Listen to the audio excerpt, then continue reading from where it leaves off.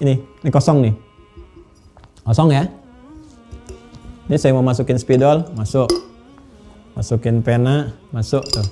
Ya, yang sepanjang bisa masuk. Semakin luas ininya, ya, semakin luas, semakin apa saja bisa masuk. Semakin luas. Saya gambarkan nih kalbu kita, ini cawan hati kita.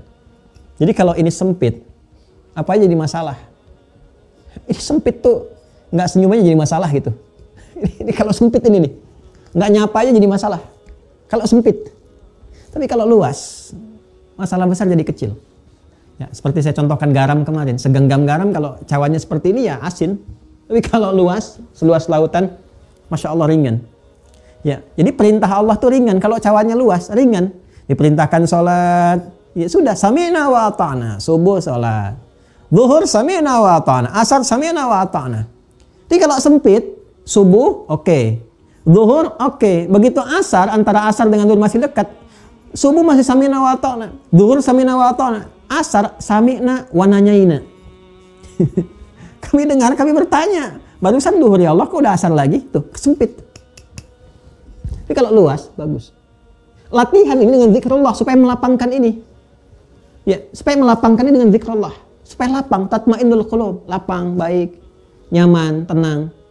Nah, persoalannya Nabi melatih kita selain lewat sholat tadi dengan zikrullah kan, subhanallah, alhamdulillah, Allahu akbar. Ini untuk melapangkan ini.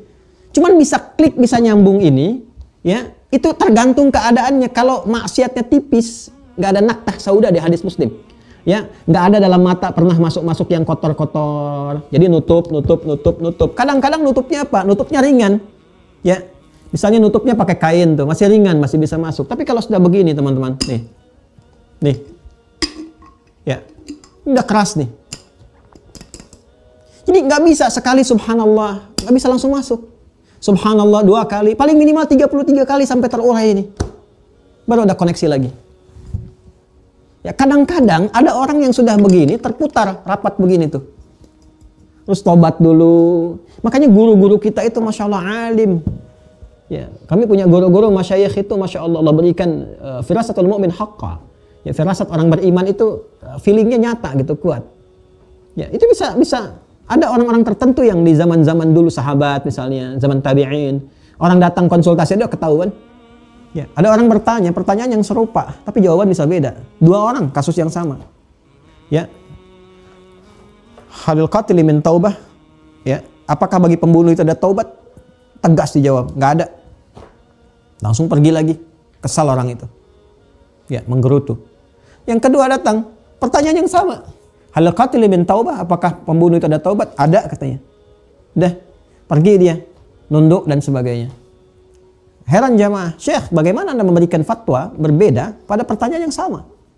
Apa Syekhnya bilang? Yang pertama itu saya lihat, dia tangannya itu menggenggam begini tuh. Kayak menahan sesuatu amarah. Dan kelihatan dari tangannya ingin menghunus sesuatu, menghunus pedang. Dan dia berkata dengan suara getaran yang tinggi. Ya, dengan seperti itu saya menyimpulkan dia akan melakukan perbuatan yang tidak baik. Maka saya cegah, nggak ada taubat supaya dia nggak membunuh. Supaya nggak berperilaku buruk. Dan terlihat setelah itu dia menggerutu, tapi dia sadar nggak melakukan perbuatan dimaksud. Yang kedua terlihat, saya lihat di matanya rona penyesalan. Terlihat matanya sayu, ada wajahnya mengkerut dan sebagainya. Saya katakan ada taubat. Karena selalu ada harapan untuk kembali. Ya, maka dia kemudian semangat setelah itu, tertunduk tapi semangat merubah kepada kebaikan. Nah, itu feeling seperti itu nggak mudah. Jadi latihan lewat ibadah.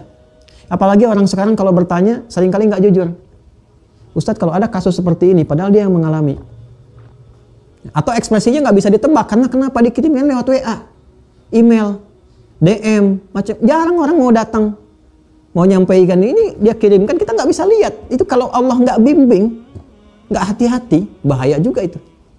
Ini bahaya. Berapa banyak kita bisa ketahui kepastiannya. Nah, kadang-kadang orang tua kita dulu itu melihat, ada si fulan, pernah punya dosa membunuh, pernah zina, pernah taubat, macam-macam. Dilatih. Kan itu beda-beda. Kamu nih istighfar 1000 kali. Kamu nih istighfar 500 kali. Kamu nih istighfar 200 kali. Itu bukan bilangannya. Kayak dokter, ya, dokter ngasih resep nih. Itu tiap orang beda-beda begini. Itu untuk merasakan, dilatih kamu begini. Dari tingkat keadaan dia supaya merasakan nikmatnya zikir itu. Begitu nikmat dilatih langsung. Sholatnya jadi lebih mudah lagi. Baca Qur'annya lebih nyaman lagi. Itu maksudnya ke situ. Nabi ngasih kita standar 33 tiap setelah sholat. Itu standar bagi setiap orang. Masa iya sih sudah 33 nggak sadar juga? Subhanallah, subhanallah, subhanallah. Jadi Jadi bukan cuma di lisan. Zikir itu kan ingat. Apa yang diucapkan harus sampai ke ingatan. Dari ingatan sampai ke jiwa. Ini kalau cuma baru sampai di lisan, belum sampai ke ingatan kita, bukan zikir namanya. Itu talaffuz namanya. Mengucapkan sesuatu. Zikir itu mesti sampai ke sini. Dari ingatan kita tembuskan ke kalbu. Makanya kalau kita mengucapkan subhanallah, subhanallah, langsung di pikiran terjemahkan maha suci Allah. Resapkan ke hati. Resapkan.